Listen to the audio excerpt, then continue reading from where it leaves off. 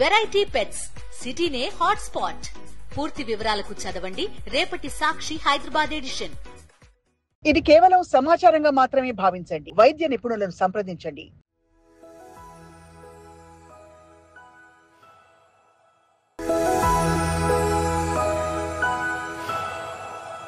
Anal fissures, piles, haemorrhoids వీటికి తేడాలు ఏమైనా ఉన్నాయా?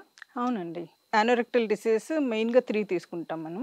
జస్ట్ 4 సెంటీమీటర్స్ యానస్లో మనకి 3 టైప్స్ ఆఫ్ డిసీజెస్ వస్తాయి.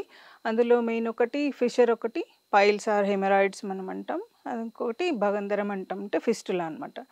So fissure is like just cut in the anal canal. చిన్న టేర్ ఉంటుంది, కట్ అవుతుంది. మనం హార్డ్ స్టూల్ పాస్ చేసినప్పుడు చిన్న టేర్ అవుతుంది. దానివల్ల లక్షణాలు ఏముంటాయంటే బ్లీడింగ్ ఎక్కువ ఉండదు, జస్ట్ ఒక స్ట్రీక్ లాగా మోషన్ కంటుకుని బ్లడ్ వస్తుంది, లేదా 2-3 ఫ్యూ డ్రాప్స్ ఆఫ్ బ్లడ్ ఉంటుంది. రైట్.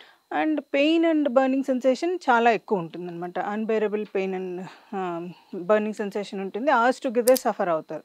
సో ఇది మెయిన్. మనం ఎలా కనుక్కుంటాం వీటికి తేడా అంటే ఫిషర్కి ఉన్న లక్షణాలు ఇవి, సిమ్టమ్స్ ఇవి. అట్లాగే పైల్స్లో ఏంటంటే అందులో ఉన్న యానల్ కెనాల్లో ఉన్న రక్తనాళాల్లో వాపు వల్ల హెమరాయిడ్స్ వస్తాయి. రైట్. సో అది ఏంటంటే చాలా సాఫ్ట్గా ఉంటుంది. మనకి నోట్లో ఎలా ఉంటుందో ఇన్నర్ లేయర్, అలాగే యానస్లో కూడా ఉంటుంది అనమాట. సో చాలా సాఫ్ట్గా ఉంటుంది కాబట్టి మోషన్ ఎప్పుడైనా మనం ప్రెషర్ బట్టి మోషన్ వెళ్ళాల్సి వచ్చినప్పుడు, లేదా ఇంట్రా అబ్డామినల్ ప్రెషర్ అంటే ప్రెగ్నెన్సీ అప్పుడు, ఇలాంటి వాటి వల్ల ఎక్కువసేపు కూర్చునే వాళ్ళల్లో వీటిల్లో మనకు బల్జ్ కనపడుతుంది.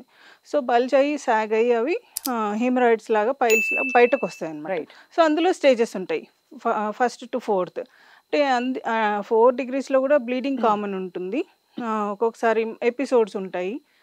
అలాగే pain and burning sensation negligible ఉంటుంది. బ్లీడింగ్ మెయిన్ కంప్లైంట్ హెమరాయిడ్స్లో. రైట్. రైట్.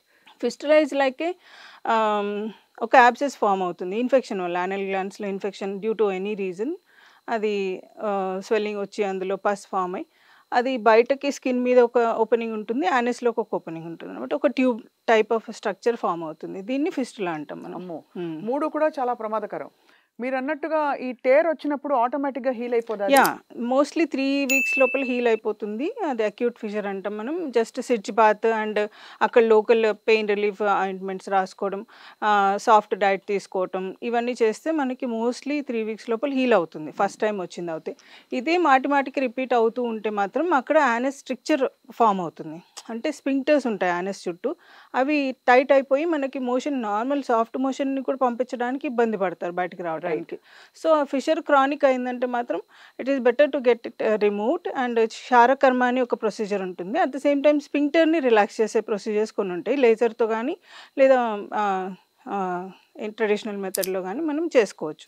సో ఆ స్పాజం రిలీవ్ చేసి ఆ ఫిషర్ బెడ్ని మనం రిమూవ్ చేసేస్తే, క్షారకర్మ లేదా మాన్యువల్ మెథడ్లో కానీ చేస్తే మనకు మళ్ళీ రాకుండా కూడా ఉంటుంది.